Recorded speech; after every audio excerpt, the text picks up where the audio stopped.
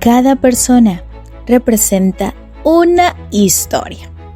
Algunas son fascinantes, mientras que otras, una pesadilla. Nos encontramos con algunas personas que no dejaron que las circunstancias escribieran su destino, por muy negativas que fueran. Renovaron sus vidas, dándole un nuevo sentido.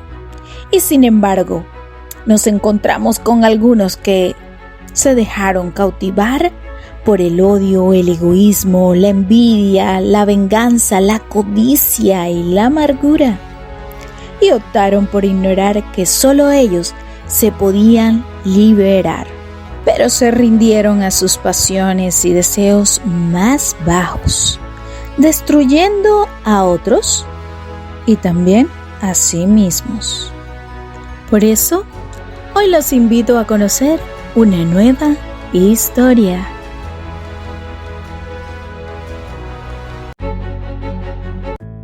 Una creencia es una actitud mental que consiste en la aceptación de una experiencia, una idea o una teoría, considerándolas verdaderamente sin que medien ni hagan falta demostraciones argumentales o empíricas.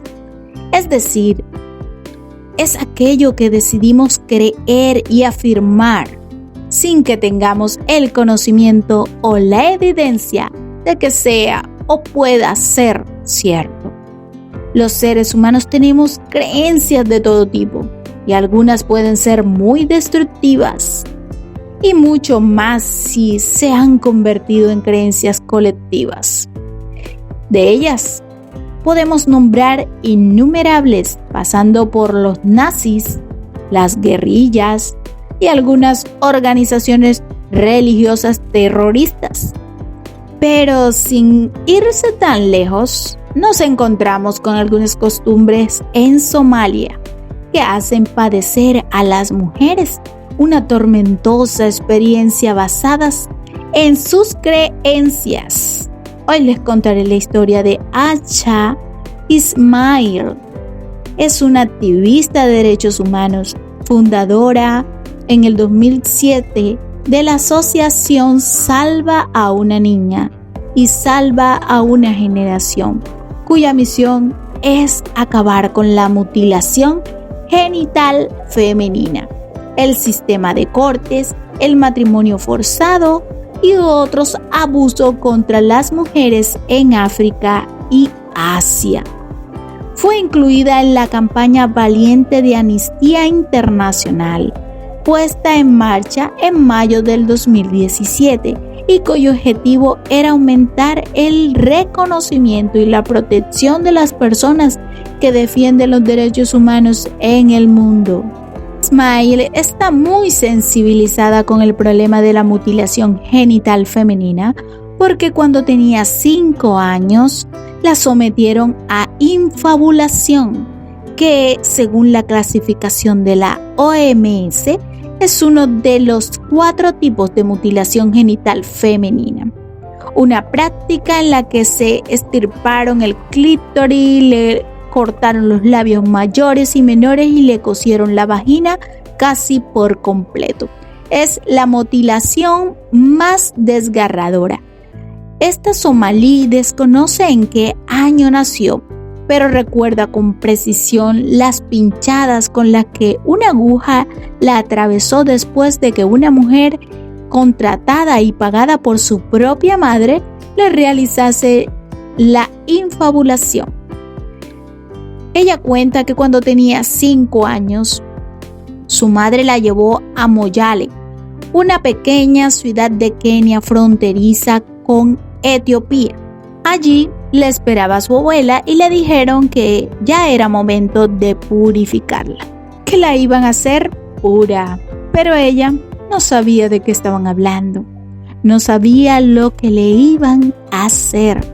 Encontró a su abuela sentada en el suelo de la cocina junto a un agujero cavado en el barro, acompañada de madre y una mujer. Era la señora que la iba a mutilar. Ella, como una niña inocente, accedió a hacer lo que sus familiares le ordenaron sin altercar. sin pensar muy bien qué sucedería, hasta que aquella mujer empezó a cortar sin anestesia y, como es lógico, Ismail empezó a gritar, pero le introdujeron un trapo en la boca porque gritar es una muestra de debilidad. Ella manifiesta que ese dolor no es comparable con nada y que el sonido de la cuchilla todavía le rechina. Pero esto no quedó solo ahí porque todavía faltaba la segunda parte: coser y pegar. Cuando ella lo recuerda, dice que es como regresar a aquella situación y empieza a escuchar el hilo pasando por sus partes íntimas. Fue tan doloroso que para que las heridas pudieran cerrar tuvo que estar como un mes ligada desde la cintura a los pies sin moverse. Y si ella lo hacía, le dijeron que se le podía abrir y aquella mujer volvería a cortar y a coser. Las marcas finales se cierran, las heridas se curan porque la piel cicatriza, pero desde el momento en el que le han puesto el cuchillo, le han dañado toda la vida por completo a la niña. Y lo peor es que solo empieza el sufrimiento en ese momento. Ismail decía que el hecho de ir al baño era espantoso y la primera regla igualmente no tiene comparación, porque te crees tan humillada que esa parte de tu cuerpo no existe para la mujer. Tuvo un matrimonio acordado y habían pagado por ella sin conocerlo, solo hasta la noche de bodas. Y ese hombre, al ver que ella estaba totalmente cerrada, llamó a una mujer para que le abriera. Y fue otra situación en la que sintió odio y comprendió cuando escuchaba que algunas mujeres se quemaban o se ahorcaban en la noche de su boda. Y aunque fue solo una noche, con eso era suficiente para que 9 meses después naciera su hija. No se sentía preparada para ser madre, y mucho menos si deseaba a esa bebé, pero lo único que tenía claro era su deseo, que fuese niño. Por eso, cuando vio que se trataba de una niña, Ismail no pudo evitar llorar y sentir cómo se derrumbaba su mundo totalmente. Y fue por su hija que comprendió cuál era su misión en su vida. Y así comenzó su activismo contra la mutilación genital femenina, hablando, preguntando a las amigas y conocidas si era ese el futuro que querían para sus hijas. Ella no sabe a cuántas consiguió convencer, pero después de ella, la generación de su hija no ha seguido en el camino. Mediante su asociación Salva a una Niña, Salva a una Generación, usa su propia experiencia para llegar a sensibilizar que ese no es el camino para una mujer.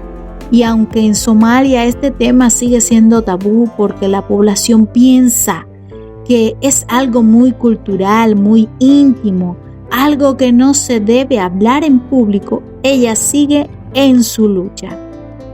Asha Ismail tal vez nunca haya llegado a sentir ni podrá sentir como una mujer común, pero su realidad no le ha impedido enamorarse e incluso tener 2 hijos más.